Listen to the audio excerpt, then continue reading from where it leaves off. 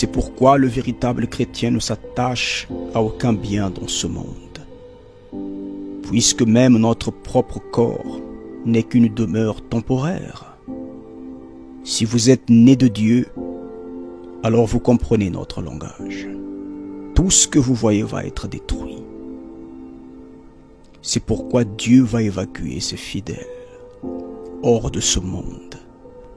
Le tiers de la terre fut brûlé, et le tiers des arbres fut brûlé, et toute herbe verte fut brûlée. Bien-aimés, de méga incendies vont se répandre sur l'ensemble de la planète, avec pour conséquence des milliers de morts et des millions de maisons détruites et d'infrastructures consumées par le feu. Et une fois de plus, on dira aux gens que c'est le réchauffement climatique, alors que la planète sera en train de subir la colère du Créateur. D'après les prophéties, le monde va connaître des cataclysmes destructeurs, des phénomènes terribles. Apocalypse 8, au verset 9. Quelque chose comme une grande montagne embrasée par le feu fut jetée dans la mer, et le tiers de la mer devint du sang.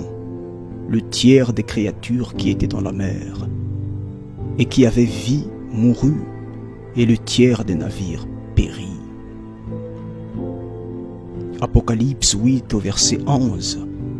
Il tomba du ciel une grande étoile ardente comme un flambeau.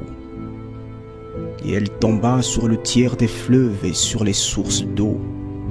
Le nom de cette étoile est absinthe, et le tiers des eaux fut changé en absinthe, et beaucoup d'hommes moururent par les eaux, parce qu'elles étaient devenues amères. Ne restez pas ici, chers auditeurs.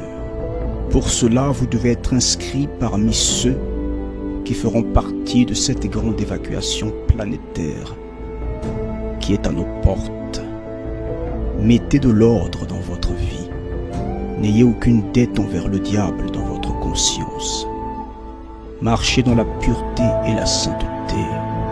En plus des destructions, ce monde va assister à des manifestations surnaturelles effrayantes lorsqu'Apollyon sera libéré.